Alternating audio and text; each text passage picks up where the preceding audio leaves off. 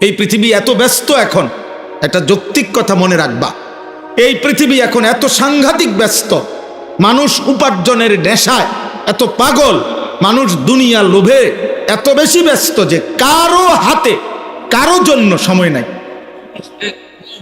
তুমি যদি নষ্ট হইতে হইতে নারী দেখতে দেখতে, উলঙ্গ ছবি দেখতে দেখতে, অশ্লীল দৃশ্য দেখতে দেখতে পচ্চা গল্লা যদি গন্ধ শুঁড়ে তোমারে কেউ টেনে ধরবে, এই সময় কারণে আমি বললাম কারো হাতে টাইম নেই, সবাই ব্যস্ত উপার্জনের নেশায়, দুনিয়া সাজাইবার নেশা। প্রত্যেকের টার্গেট বিল্ডিং 3 তলা করবে, প্রত্যেকের জমি কিনা অনেক বাকি, প্রত্যেকের ঘরের ফার্নিচার আরো বহুত বাকি। বেটা সময় কো তোমার লইয়া বইয়া তাও, তোমার লইয়া বইয়া থাকে, কারো হাতে টাইম নেই। এই জন্য এই সুযোগের কারণে আজকে তোমরা অনেক ছেলে নষ্ট হয়ে যাচ্ছ। আমরা ছোটবেলায় মনে আছে, দুপুরবেলার ভাত খাইতে নানার বাড়িতে গেছি, তো গোসল করতে গেছি পুকুরে, আসতে দেরি করতেছি, পুকুরে ডুবাইয়া ওই গাছের উপরের থেকে লাফ দিতাম আর পানি ডুবাইতাম। দেখা গেছে খাইতে আসতে দেরি হয়েছে, একবার ছোট মামা গেছে, বাগিনা ওঠ, একবার মামতো ভাই বড়জন গেছে তোরে ডাকে, আরেকবার ছোট ভাই গেছে, আরেকবার স্বাস্থ্য ভাই গেছে, মানে 5 জন 7 জনও ডাইকে আনছে, শুধু এই ভাত খাইতে দেরি করতেছে কেন। তো ঘরে আসছে, বলছে ধমক দিছে, দুষ্ট হয়ে গেছ, এতক্ষণ মানুষে পানি ডুবাইনি। এই ছিল আমাদের দুষ্টামি। কিন্তু ডাকছে কমপক্ষে 5 জন, বাচ্চা কয় 6 জন। কিন্তু আজ কিসের মামা কিসের চাচা, কারো হাতে। আমার এক ভদ্রলোক বলতেছে, কয় হুজুর এমনও দিন যায় মাস চায়, মাসে আমার ফুতে তারে রাত্রে যখন আমি আসি তখনও দেখি শোয়া, সকালে যখন আমি কামে যাই তখনও দেখি শোয়া, সোজা আর দেখছি না। তো কিসের নামাজ, কিসের আল্লাহ বিল্লাহ, বুঝেন নাই কথাটা? খবর তো নাই, সময় তো নাই, বাবার সময় নাই, তো এই পৃথিবীর বাকি মানুষের সময় থাকবে তো। এই কারণে আজকে সংখ্যাগরিষ্ঠ ছেলের চুল, চেহারা, লেবাস, পোশাক এত জঘন্য। বাস্তবতা লোক, তাকে যে ধরবে কেউ, আহারে এই বেচারা 365 দিনে একদিনও ফজরের নামাজ পড়ে নাই, মানুষরূপী এই জানোয়ারকে কেউ যে ঘুমের থেকে উঠাবে এমনও কেউ নেই,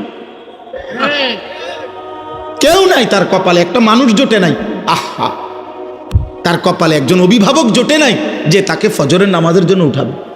সে আজকে 365 দিনে, খোদার 1 বছরে কোনো দিন ফজরের নামাজ পড়ে। এই মানুষরূপী এই পশু, এই অসভ্য বেয়াদব, এই বেয়াদবকে কেউ বলারও নাই, যাহা তোর কি আল্লাহ নাই, তোর কি রাসূল নাই, তোমার কি আখিরাত নাই? কেউ নাই, কেউ নাই। তারে কে বলবে? কার হাতে সময় আছে? ও অনবরত যেমনে পারে কইয়া হোক না কইয়া হোক, কৌশল করে হোক, মিথ্যা বলে হোক, চুরি করে হোক, ওর শুধু টাকা দরকার, মোবাইলে এমবি ঢুকানো দরকার, আর উলঙ্গ ছবি দেখা দরকার। খালাস খালাস।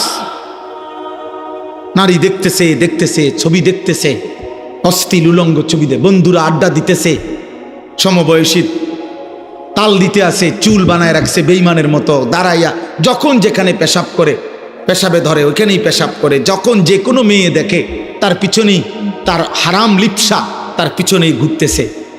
আহা, কে মা কে বোন, কি ইজ্জত, কি সম্মান, কি মুসলমান, কিচ্ছুর খবর, কিচ্ছুর খবর, কিচ্ছুর খবর। আস্তাগফিরুল্লাহ।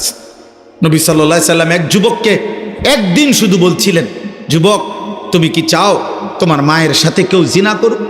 বোনের সাথে, মেয়ের সাথে, খালার সাথে, ফুফির সাথে?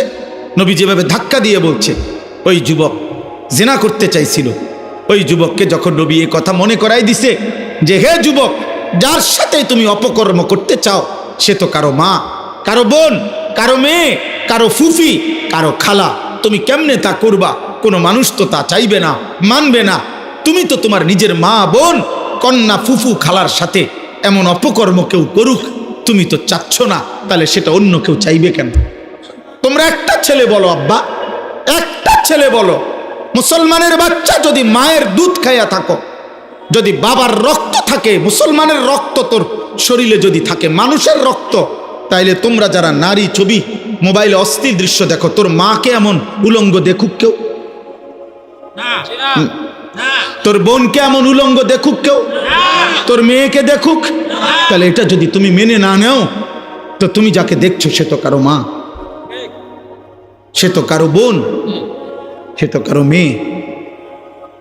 তুমি মানুষের বাচ্চা হয়েছো কেমনে তাইলে?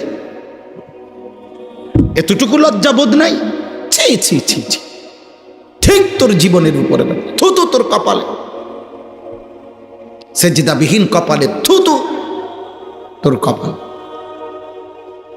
দিনের পর দিন যায় মুসলমানের বাচ্চা, চারিদিকে মসজিদ, 5 ওয়াক্ত নামাজের আজান হয়, চারিদিকে মাদ্রাসা আছে, প্রতি 5 কিলোমিটারের ভিতরে।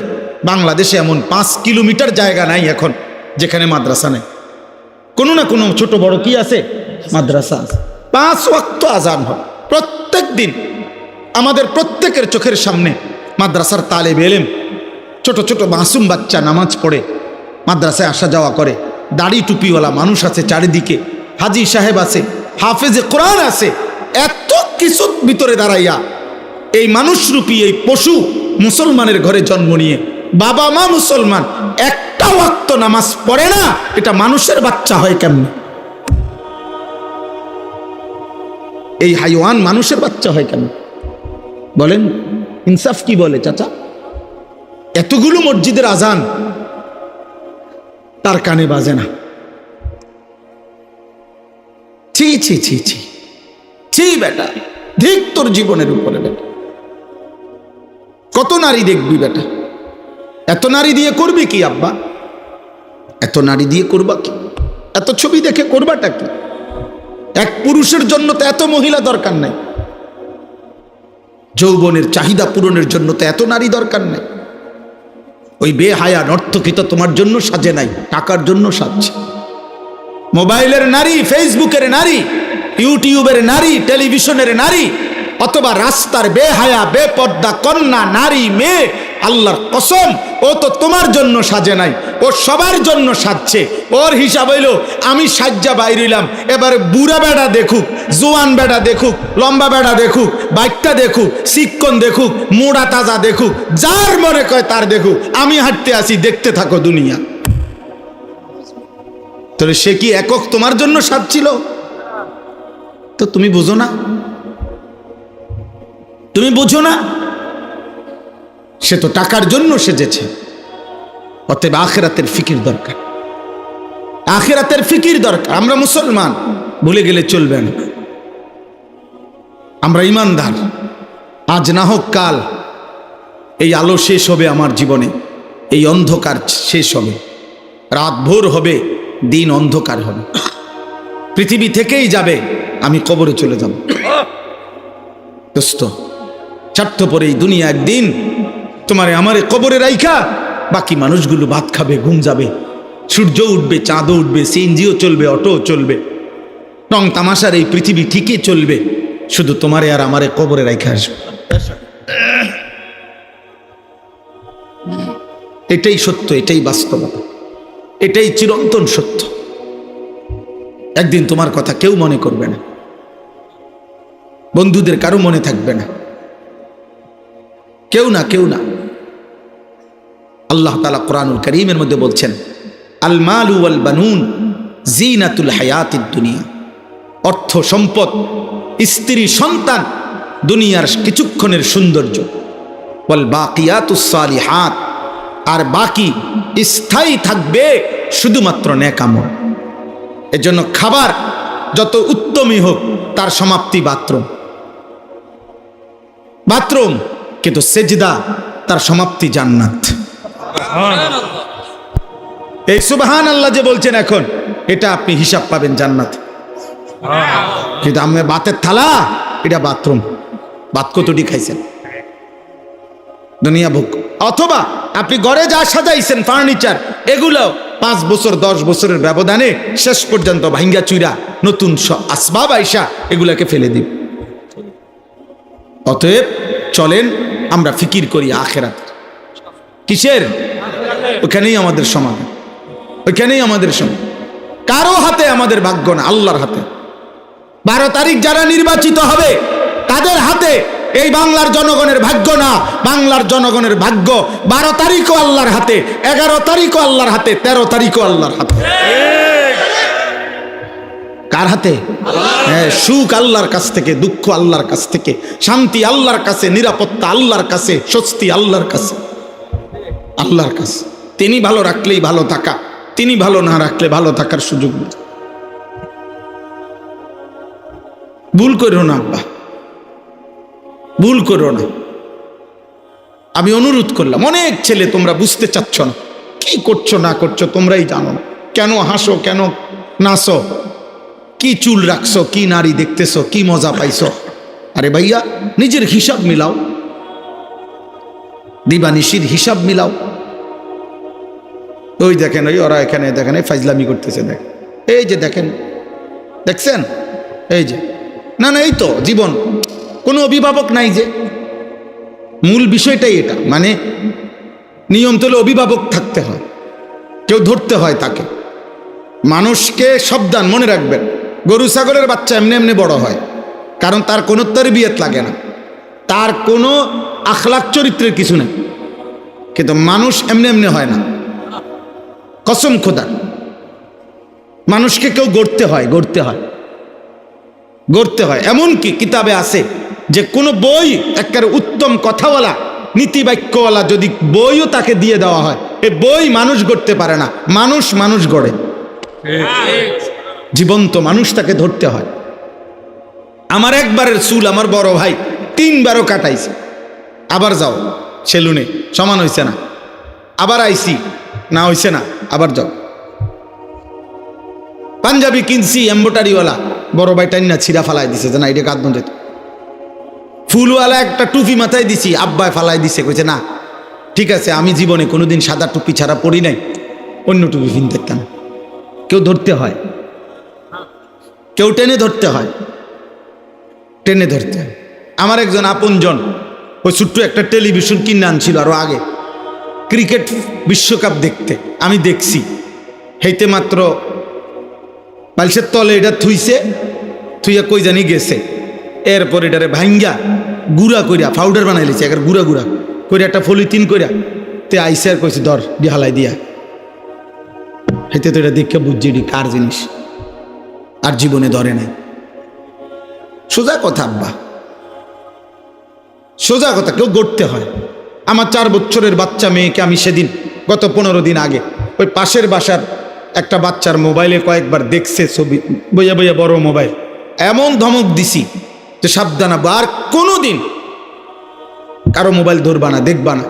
এখন আমি বাসা ঢুকলেই আমার একবার কয়, আব্বু আমি বড় মোবাইল দেখি না আব্বু, কসম খোদার। কেউ গড়তে হয়, কেউ ধরতে হয়। আজকে অভিভাবক পর্যায়ে যারা আছেন, আপনারা সবাই ব্যস্ত হয়ে গেছেন খাট পালং আর সোফা আর ফার্নিচার।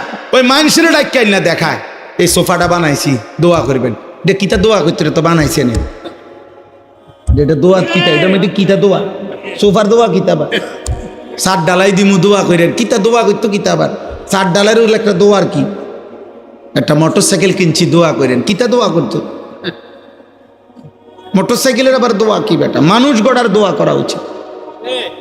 আল্লাহ যেন সন্তানকে মানুষ করে, আল্লাহ যেন নাতি নাতিকে মানুষ করে। কথা তো ছিল এই, আল্লাহ কোরআনে শিখাইছেন মুমিনের দোয়া কি। মুমিনের দোয়া, রব্বানা হাবলানা মিন আজওয়াজিনা ওয়া যুররিয়াতিনা কুররাতা আয়ুন। আল্লাহ এমন বিবি দিয়েন, এমন ছেলে মেয়ে দিয়েন যারারে দেখলে, যাদের ঈমান আমলের জিন্দেগি দেখলে চোখটা ঠান্ডা হয়ে যায়। তো স্ত্রী সন্তানের জন্য দোয়া, মুমিনের দোয়া। ইব্রাহিম আলাইহিস সালাম দোয়া করছে, রব্বি জাআলনি মুকিমাস সালাহ ওয়া মিন যুররিয়াতি। আল্লাহ আমি ইব্রাহিমকে পাক্কা নামাজি বানায় দেন, আমার যুররিয়াতি, আমার সন্তানাদিদেরকেও আপনি নামাজি বানায় দেন। এ নবীর দোয়া।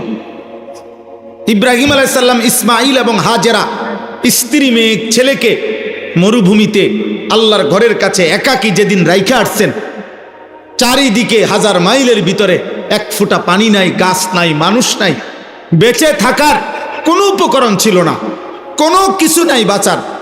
সেই অবস্থায় খোদার কসম কোরআন শরীফে আছে ইব্রাহিম আলাইহিস সালাম ওনার স্ত্রী হাজেরা এবং কুলের বাচ্চা ইসমাঈলের জন্য কি দোয়া করছিলেন সেদিন কোরআন শরীফে আছে তিনি দোয়া করছেন রব্বানা লিয়ুকিমুস সালাহ, আমার স্ত্রী সন্তান যেন মাওলা নামাজ আদায় করে। নামাজ সেদিন বলছে যেদিন এক ফোঁটা বাঁচার কোনো উপকরণ ছিল না, ঘর নাই, বাড়ি নাই, পানি নাই, খাদ্য নাই, খাবার নাই, মানুষ নাই, জনপ্রাণী নাই।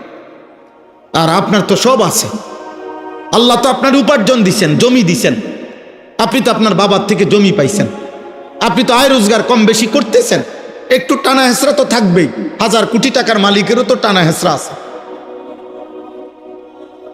হ্যাঁ, আপনার ছেলেটা নামাজ পড়ে না, আপনার কোনো দায়িত্ব নাই। আপনার স্ত্রী পর্দা করে না, আপনার কোনো দায়িত্ব নাই। আপনার মেয়েটা পর্দা করে না, আপনার কোনো দায়িত্ব নাই। এমন এমন আপনার মেয়ে প্রতিনিয়ত একটা ছেলের সাথে হারাম সম্পর্ক করবে, ছি ছি ছি, তো বেগায়রত মানুষের কাজ, আত্মসম্মান আত্মমর্যাদাহীন মানুষের কাজ এটা, যার লজ্জা শরম বলতে কিছু নাই। আল্লাহ আমাদেরকে হায়া দান করেন। রমজান সামনে ভাই, এবার আমি আমার কথার সমাপ্তির দিকে যাইতে চাই। আমি আর দেরি করব না, এই অল্পই কথা আমি বললাম আপনাদেরকে, ছেলেরা বাপ তোমাদেরকেও। দোস্ত, কোনো জনপ্রিয়তায় কিচ্ছু আসে যায় না। আমাকে 1 কোটি মানুষ চিনলেও আমার কবরের আযাব মাফ হবে না। আমি ঠিক 21 বছর আগে যেই পাঞ্জাবি পড়তাম এখনো সেই পাঞ্জাবিই পড়ি, আগের মতোই চলি। অতএব এতে কিচ্ছু আসে যায় না, জনপ্রিয়তায় কিচ্ছু আসে যায় না। আখেরাত দরকার, আখেরাত। আল্লাহ যেন আপনাদেরকেও মাফ করে, আল্লাহ যেন আমাকেও মাফ করে। দোস্ত, আখেরাত বড় জিনিস। ওয়াল আখিরাতু খায়রুম ওয়া আবকা। আল্লাহ তাআলা বান্দাকে আখেরাত দিতে চায়, জান্নাত দিতে চায়, মাফ করতে চায়। কোরআনুল কারীমে আল্লাহ তাআলা বলছে, বান্দা 11টা মাস আমি টানা তোমার কাছে বলেছি ইত্তাকুল্লাহ ইত্তাকুল্লাহ ইত্তাকুল্লাহ, ইয়া আইয়ুহাল্লাযীনা আমানুত্তাকুল্লাহ, হে ঈমানদারগণ ইত্তাকুল্লাহ, আল্লাহকে ভয় করো, আল্লাহকে ভয় করো, আল্লাহকে ভয় করো, আল্লাহকে ভয় করো। কোরআন শরীফে এই কথাইটা বারবার বারবার আছে, ইত্তাকুল্লাহ। ওমান ইয়াত্তাকিল্লাহ ইন তাত্তাকুল্লাহ লাআল্লাহুম ইয়াত্তাকুন লাআল্লাকুম তাত্তাকুন, ইয়া আইয়ুহান নাবিয়্যুত্তাকিল্লাহ ইয়া আইয়ুহান নাসুত্তাকু রাব্বাকুম। এই বারবার আছে, আল্লাহকে ভয় করো, আল্লাহকে ভয় করো, আল্লাহকে ভয় করো। আল্লাহকে ভয় করো মানে কি? গুনাহ ছেড়ে দাও। আল্লাহকে ভয় করো মানে কি? আদেশ পালন করো। এই দুই কথাই আল্লাহকে ভয় করো।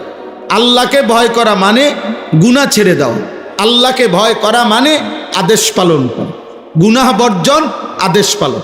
বলেন তো কি কইছি? গুনাহ বর্জন, আদেশ পালন। এটাকে কি বলে? আল্লাহর ভয়। এটাকে কি বলে? আর আরবিতে বলে তাকওয়া।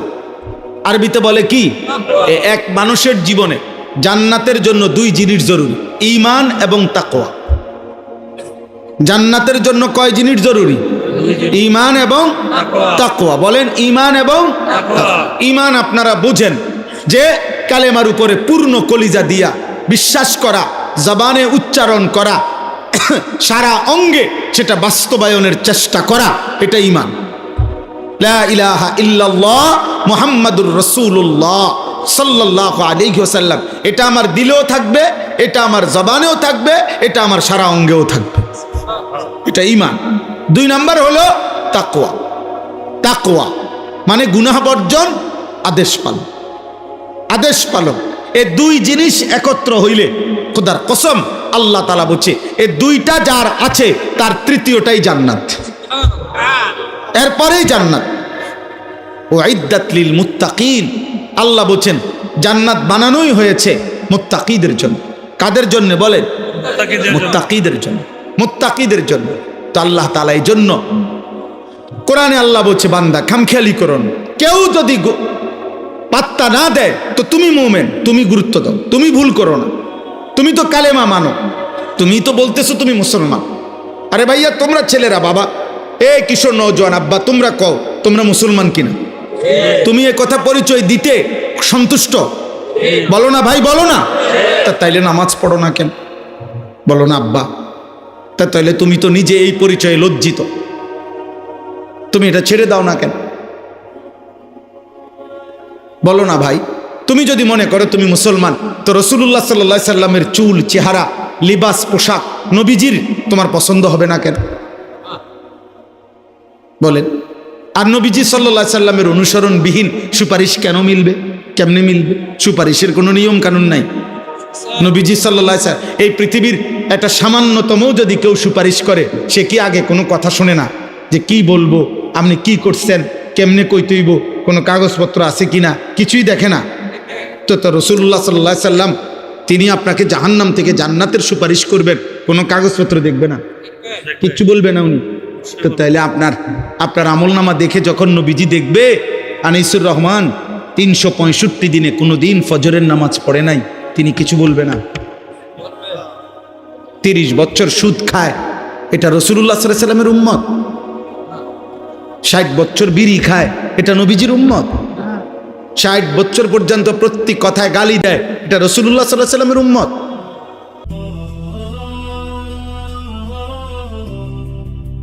হ্যাঁ, সুপারিশ আপনার মামুর বাড়ি,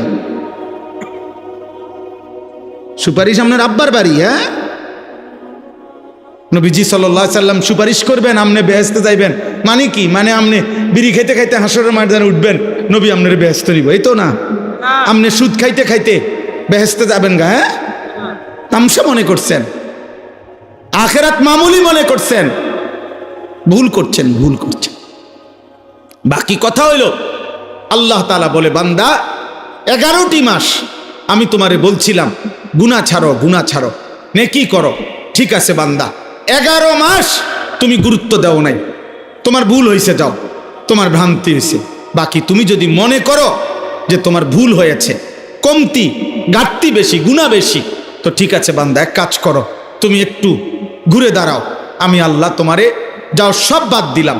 11 মাস বাদ দিয়া আমি আল্লাহ তোমাকে একটা মাস, আইয়ামাম মা'দুদাত, গুনা গুনা 1 মাস, 30 দিন অথবা 29 দিন, 31 দিন লাগবে না, 32 দিনও লাগবে না, কথা কথাই 30-30 অথবা 29 দিনের একটা মাস আমি তোমাকে দিলাম, মাহে রমজান। এই একটি মাস রমজান, তুমি আল্লাহর ওয়াস্তে আমার কথাটা শুনো বান্দা, তুমি গুনাহটা ছাড়ো, আমার ইবাদত করো। আমি আল্লাহ ওয়াদা দিলাম 30 দিনে গুনাহমুক্ত যদি চেষ্টা করো, আমার ইবাদত পালন করো, 30 দিনেই তোমারে আমি মুত্তাকি বানিয়ে জান্নাতি বানায় দেব। চলো বান্দা, আমি আর কি করতাম? একটা ভাই বলেন, আল্লাহ যদি হাসরের দিন বলে, বান্দা আমি রমজান দিয়েছিলাম তোমারে জান্নাত দেওয়ার জন্য, আমি শবে কদর দিয়েছিলাম তোমারে জান্নাত দেওয়ার জন্য, আমি শবে বরাত দিয়েছিলাম তোমারে জান্নাত দেওয়ার জন্য, আমি জুমার রাত দিয়েছিলাম তোমারে জান্নাত দেওয়ার জন্য, আমি জিলহজ মাসের 9 রাত দিয়েছিলাম তোমারে জান্নাত দেওয়ার জন্য, আমি আরাফার ময়দান দিয়েছিলাম তোমারে জান্নাত দেওয়ার জন্য, আমি আল্লাহ কতভাবে চেষ্টা করছি বান্দা তোমারে যেন জান্নাত দিতে চাই, তোমারে যেন জান্নাত দিতে চাই। আমার নবীর কত চোখের পানি ফেলাইলাম। 23 বছর আমি আল্লাহ কোরআন নাজিল করে বললাম, এত আউলিয়া, এত পীর, এত বুজুর্গ, এত আলেম, এত ইমাম দিয়া তোমার কাছে বলাইলাম, আমি আর কি করতাম বান্দা তোমারে জান্নাতের জন্য? তুমি কত বড় পাষাণ, তুমি কামটা করলা কি? তুমি কামটা করলা কি? এজন্য দোস্ত মনে রাখবেন, এই প্রশ্নের মুখোমুখি হইতে হবে। আল্লাহর কথা মনোযোগ দিয়ে শুনলে ভালো, ধীরে ধীরে আন্তরিকতা দেখলে আল্লাহ পরিবর্তন করে, আল্লাহর দয়া হয়। ওয়াহদি ইলাইহি মান ইউনিব, যে আল্লাহর দিকে ঝুঁকে, আল্লাহ নিজে বলছেন আমি তাকে হেদায়েত দিয়ে থাকি। উল্টানো কলসি, রাসূলুল্লাহ সাল্লাল্লাহু আলাইহি সাল্লাম বলছেন, যে কলস উল্টানো মানে যেই দিল উল্টানো, উল্টানো কলসির উপরে যদি 1 সাগর পানিও ঢালে, তারপরও সেই কলস কোনোদিনও পুড়বে না, ওই গ্লাস, ওই জগ, মগ পুড়বে না, কারণ এটা তো উল্টাইয়া রাখছে, উল্টাইয়া রাখছে। অতএব যেই দিল গাফেল, সে আরেক দিকে মনোযোগী, আল্লাহর কথার প্রতি তার কোনো আন্তরিকতাই নেই। আরে মাতির শেষে কত হুজুর কত কথা কয়, হ্যাঁ বাদ দে বেটা, এত কথা শুনে কুলাইতেতাম। এই যে খামখেয়ালি, আরে হুজুরই তো দেশটার মধ্যে ফ্যাঁস লাগাই রাখছে বেটা। এই যে একটা বললো আর কি, চা দোকানে বসে বিড়ি খাইতেছে আর একটা কথা কইয়ে দিল আর কি। যার কত হুজুর কত জাতের কথা কয়, কটা ঘুমু, মানে একটা মস্কারি করলো আর কি, ফাইজলামি করলো আর কি। মনে করতেছে উনি খুব বুদ্ধিমান, খুব চালাক উনি, আপনি খুব বিবেক বিচক্ষণ মানুষ। হ্যাঁ, এই যে গাফেল মানুষ, খামখেয়ালি, সব কিছুকেই তুচ্ছতাচ্ছিল্য করে, কোনো কিছুকেই পাত্তা দেয় না, গুরুত্ব দেয় না, এই মানুষগুলো কোনোদিনও আলোর পথ পায় না। এ ভাত মাছ খায়, দুনিয়া ভোগ করে, পেশাব পায়খানা করে, লজ্জাস্থানের চাহিদা পূরণ করে, বাচ্চা কাচ্চা হইছে, আর কি ঘুম যায়। দিন শেষে, রাত শেষে হিসাব হইল খাইয়া পইরা কেমন আছে। মানুষের কাছেও বলে আল্লাহ ভালো রাখছে, এ খাইয়া দাইয়া ভালো রাখছে। আর যদি খাইয়া দাইয়া একটু কষ্টে থাকে তো আল্লাহ কষ্টে রাখছে। দোয়া করেন, জিফুত লইয়া একটু ঝামেলাত আছে। কি ঝামেলা? ইনকাম কম, পয়সা কম আর কি। দোয়া করেন, হুজুর ছেলেটা বিদেশে একটু ঝামেলা আছে। কি ঝামেলা? এই বিশার মধ্যে একটু ঝামেলা, আকামা লাগে নাই, আজ 3 বছর হয়ে গেছে। এইগুলা কয়। আহা, সন্তানের আখেরাত কি, নিজের আখেরাত কি, বিবি বাচ্চা পরিবারের আখেরাত কোথায়, ওগুলা নিয়ে এত টেনশন নাই। উনি খাইয়া পড়ে ভালো আছে। খাইয়া পড়ে ভালো থাকা এটা মুসলমানের পরিচয় না। খাইয়া পড়া জানোয়ারও ভালো আছে। খাইয়া পইরা কাফের মুশরিক বেঈমান আমাদের চাইতে আরামে আছে। পৃথিবী আমাদের চাইতে বেশি ভোগ করছে এবং করতেই থাকবে। একেবারে ইসরাফিলের ফু পর্যন্ত পৃথিবী কাফেররাই বেশি ভোগ করবে। কোন সময় এই অবস্থার পরিবর্তন হবে না, হবেই না, এটা সিস্টেমে নেই। পৃথিবী, দুনিয়া, অর্থ সম্পদ, ভোগ বিলাসিতা, দুনিয়া, এটা বেঈমানই বেশি ভোগ করবে। এটা আল্লাহর ওয়াদা। ওয়াদারনি ওয়াল মুকাদ্দিবিনা উলিন নামাতি ওয়া মাহিলহুম কালিলা। আল্লাহ বলছে অল্প সময়ের জন্য বেঈমানদেরকে দুনিয়া দাও। আল্লাহ কোরআনে বলছে যারহুম ইয়াকুলু ওয়া ইয়াতামাত্তাউ। আল্লাহ বলছে বেঈমানদেরকে ছেড়ে দাও দুনিয়া, ওরা খাক, দুনিয়া ভোগ করুক। ওয়ায়ুলহিহিবুল আমাল, তাদের যাবতীয় প্ল্যান প্রোগ্রাম পরিকল্পনা দুনিয়া নিয়েই সাজাক। বাড়ি হবে, গাড়ি হবে, নারী হবে, সম্পদ হবে, চাকরি হবে, ব্যবসা হবে, মেল হবে, ফ্যাক্টরি হবে, ওয়াল হবে, ছাদ হবে, বিল্ডিং হবে, দালান হবে, খালাস, ওদেরকে এই নিয়ে থাকতে দাও। ফাসাউফা ইয়ালামুন, চিরেই তারা জানতে পারবে। কবরে আসলেই আমি আল্লাহ জানাবো কি উচিত ছিল, কি করেছিল, আমি আল্লাহই বলে দেব। এখন আপাতত ওদেরকে দুনিয়া ভোগ করতে দাও। হযরত ওমর রাদিয়াল্লাহু তাআলা আনহু একদিন রাসূলুল্লাহ সাল্লাল্লাহু আলাইহি সাল্লামের সামনে কাঁদতেছিলেন। নবীজি সাল্লাল্লাহু আলাইহি সাল্লামের ঘরে একটা চাটাই, যেটার উপরে নবীজি শুয়েছিলেন, কোনো চাদরও নাই, তোশকও নাই। তো হযরত ওমর রাদিয়াল্লাহু তাআলা আনহু দেখছেন নবীজি সাল্লাল্লাহু আলাইহি সাল্লামের দেহ মুবারকের মধ্যে দাগ দাগ পড়ে গেছে, চাটাইয়ের দাগ। পবিত্র চেহারায়, সুন্দর চেহারা, শরীর দাগ দাগ পড়ে গেছে। তো হযরত ওমর কাঁদতেছিলেন, বলতেছেন ইয়া রাসূলুল্লাহ, রোম পারস্যের বাদশারা কত দামি মখমলের কাপড়ে শোয়, ঘুমায়, রেশমের পোশাক পরে, আর আপনি শ্রেষ্ঠ রাসূল, আপনি আল্লাহর সবচেয়ে প্রিয়জন, সফওয়াতুর রাসূল, আপনি ১৬ লাখ নবীদের নির্যাস সারাংশ। ১৬ লক্ষ নবীর যত গুণ, সিফাত, বৈশিষ্ট্য, মুজিজা, আপনি একার মাঝে সব। আচে খুবা হামা দারন্ত তু তনহা দার, সব নবীর যত গুণ আপনি একাই সব। এত মর্যাদা, এত সম্মান আপনার, এত ইজ্জত, এত কিছু, আর আপনার শোয়ার এই অবস্থা, আপনার ঘরের এই অবস্থা। আপনি কখনো 3 দিন ক্ষুধার্ত, কখনো 5 দিন ক্ষুধার্ত, আপনি কখনো পেটে পাথর বাঁধেন, আপনি কখনো 3 দিন ক্ষুধার্ত থেকে খেজুর আর পানি পান করেন। এই কি হালাত! আর ওরা দুনিয়া কি পরিমাণ ভোগ করছে।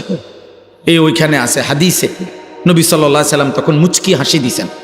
মুচকি হাসি দিয়ে বলছেন, আমা তারদা আন্না লানাল আখিরা ওয়া লাহুমুদ দুনিয়া।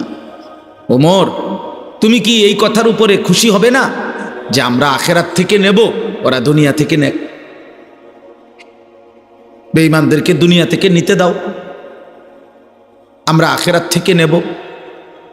হযরত ওমর রাদিয়াল্লাহু তাআলা আনহু চোখের পানি মুছে তখন বলছেন, ওয়াল্লাহি ইন্নী লারাদিন ইয়া রাসূলুল্লাহ, হে আল্লাহর রাসূল, আল্লাহর কসম আমি এতেই রাজি, আখিরাত থেকে নেব, দুনিয়া থেকে,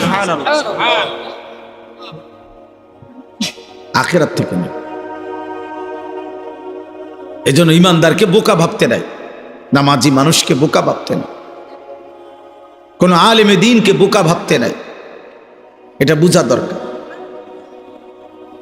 এটা বুঝা উচিত আব্বা। অতএব আমরা প্রত্যেকে আত্ম উপলব্ধি, ছোট বড়, জওয়ান বুড়ো, নারী পুরুষ, হুজুর পাবলিক, আমাদের প্রত্যেকের উচিত। তাইলে বলতেছিলাম আমি এ কথাটাই, আমার প্রথম কথা এটা, আত্ম উপলব্ধি, নিজেকে বুঝা অনেক বড় নিয়ামত। নিজেকে চেনা, আমি কে, আমি কোত্থেকে আসলাম, কি করছি, কেন আসলাম, আমার কোনো দায়িত্ব কর্তব্য আছে কিনা, নাকি আমার জীবন আমার মতোই, যা ভাল লাগে তাই করলাম, যা মন চায় তাই করলাম, নাচলাম, গাইলাম, ফুর্তি করলাম, খাইলাম, পেশাব করলাম, পায়খানা করলাম, লজ্জাস্থানের চাহিদা পূরণ করলাম, হালাল হারাম কোনো বাস নাই, বিচার নাই, দুই হাতে পয়সা রোজগার করলাম, কখনো ভালো টাকা, কখনো সুদের টাকা, কখনো পরিশ্রম করেও টাকা নেয়, কখনো কিস্তিতেও টাকা নেয়। আহা, এটা তো কোনো কথা হইতে পারে না। একজন সুস্থ স্বাভাবিক মুসলমান যে আল্লাহর কথা জানে, নবী সাল্লাল্লাহু আলাইহি সাল্লামের কথা জানে, আখিরাত চিনে, তার জীবন এত লাগাম ছাড়া হয়। মনে রাখবে, কেউ, আমি কাউরে আপনারে আমার পক্ষে নিতে আসি নাই।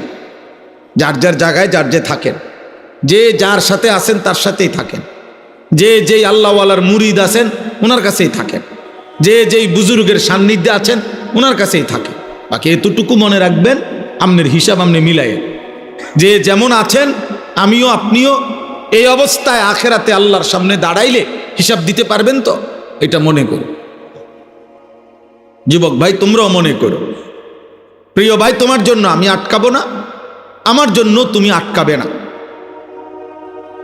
আপনারা এই ছেলেগুলোকে বসতে দেন, ওইখানেই বসতে, ফাঁকে ফাঁকে আবার ডিস্টার্ব করছেন কেন? এই বাবা তোমরা এখানে বসো, ওইখানেই বসো, বসো আব্বা, এখানেই বসো। হ্যাঁ মাশাআল্লাহ, একখান দিয়ে বসে শুনলেই তো হলো।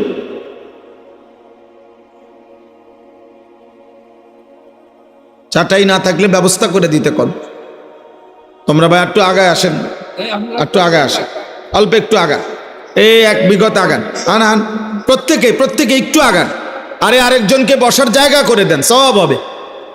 আরেকজনকে জায়গা করে দিলে নেকি হয়। আল্লাহ তাআলা ওই বান্দার অন্তর প্রশস্ত করে দেয় যে মানুষের জন্য জায়গা প্রশস্ত করে দেয়। এটা কোরআন শরীফের আয়াত।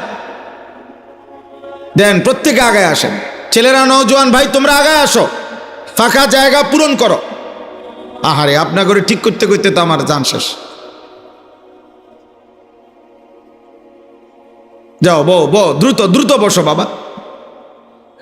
আরে বাবা জলদি করো।